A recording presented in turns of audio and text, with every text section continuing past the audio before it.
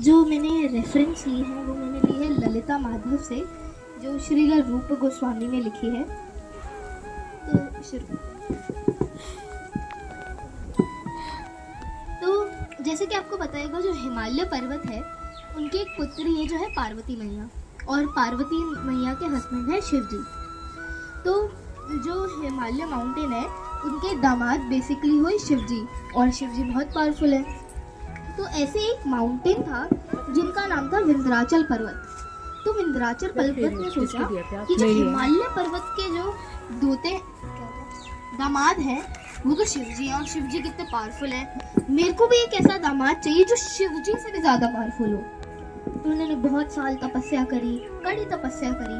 तब ब्रह्मा जी वहाँ पे आए, और फिर जब ब्रह्मा जी गए वो सोचने लगे कि शिव जी से ज्यादा शक्तिशाली तो एक ही हो सकते हैं, जो है परम पुरुषोत्तम भगवान और उनकी शक्ति। तो ऐसा ही हुआ, जो विंध्याचल पर्वत है उनको दो पुत्रियां हुई।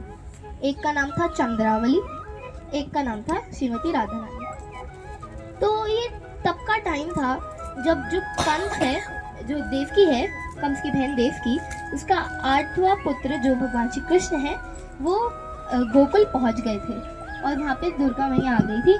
और दुर्गा मैया ने कंस को वार्न कर दिया था कि तुम्हारा काल ऑलरेडी प्रकट हो गया है। तो तब जब कंस ने पूतना को भेजा था सारे गांव में कि जो नवजात शिशु हैं उनका वध करने के लिए, और जो छोटी लड़कियां हैं उनको कंस के पास लेके आने के लिए। तो ऐसे ही पूतना ने राधा रानी और चंद्रावली को इस पर्वत के ऊपर देखा, तो उन्होंने दोनों को उठा लिया और वो कंस के पास चलने लगे। तभी जो विंध्याचल पर्वत है उन्होंने कुछ मुनियों को कहा कि आप कृपया करके मंत्रों का उच्चारण करें कि जिससे पूतना थोड़ी वीक हो जाए। तो मुनियों ने मंत्रों का उच्चारण शुरू किया, और पूतना को ऐसा लगा कि वो थोड़ा वीक हो रही है। तो उसने सोचा कि मैं चंद्रावली को फेंक देती हूँ, तो छोड़ देती हूँ। तो उसने चंद्रावली को छोड़ा, और चंद्रावली गिरी एक रिवर में, और फिर वो वहाँ से एक किंग को मिली, और फाइनली फिर वो किंग ने वो वृषभानु जी को दे दी। और जो फिर वो राधा रानी को लेके जा रही थी पूतना। तो जब पूतना राधा रानी को लेके जा रही थी तो मुनियों ने मंत्रों का उच्चारण किया, और पूतना और वीक होने लगी, जिससे वो राधा रानी का वीर भी नहीं उठा पाई, और उन्होंने राधा रानी को भी छोड़ दिया। और राधा रानी गिरी यमुना मैया में, और वो गिरी रावल पे, और जैसे ही वो गिरी उनके नीचे गोल्डन लोटस प्रकट हुआ, और वो कोई नॉर्मल गोल्डन लोटस नहीं था, उसके 1000 पेटल्स थे, 1000। और फिर वहाँ पे वृषभानु जी का वो जो स्थान था वो वृषभानु जी का मेडिटेटिंग स्थान था, कि जहाँ पे वो हर दिन प्रार्थना करते थे, भगवान से मेडिटेशन करते थे। तो जब वृषभानु जी ने ऐसा देखा कि यहाँ पे कोई नवजात शिशु है, कोई छोटी सी बालिका है, तो वो सोचने लगे कि किसकी हो सकती है, यहाँ कैसे आ गई, कमल के ऊपर कैसे बैठी है।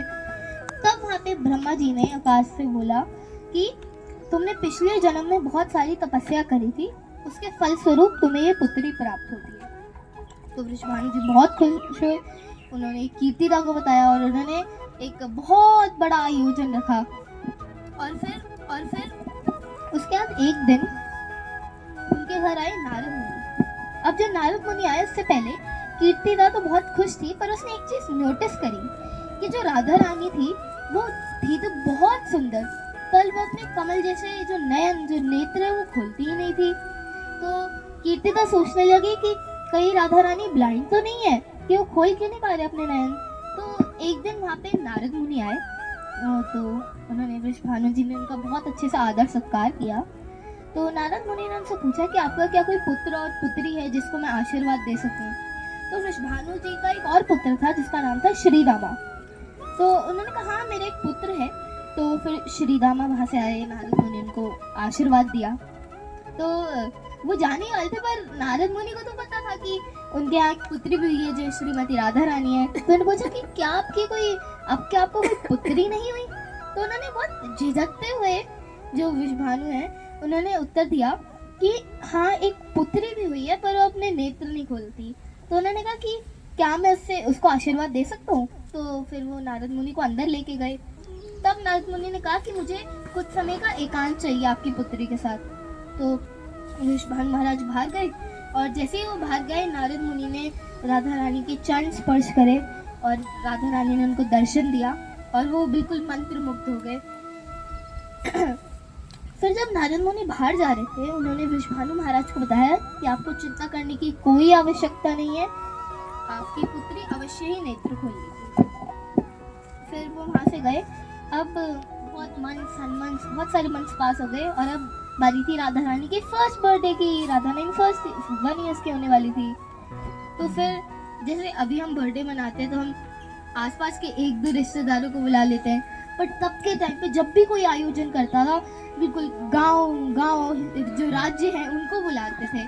तो ऐसे ही नंद गांव पे भी बुलावा गया था राधा रानी के जन्मदिन के लिए। तो वहाँ पे नंद महाराज, यशोदा मैया और कान्हा कृष्णा जी तब राधा रानी से थोड़े से ही बड़े थे। तो कृष्णा सब आए वहाँ पे, और जब वहाँ पे आयोजन चल ही रहा था और सब बहुत कार्य में व्यस्त थे, तब कृष्णा जी वहाँ पे गए राधा रानी के पास। और फिर राधा रानी ने जैसे ही कृष्णा जी को देखा, उन्होंने अपनी आंखें खोल दी। वैसे छुपके से गए राधा रानी के पास और उन्होंने उनको टच करा और राधा रानी ने अपनी आंखें खोल दी।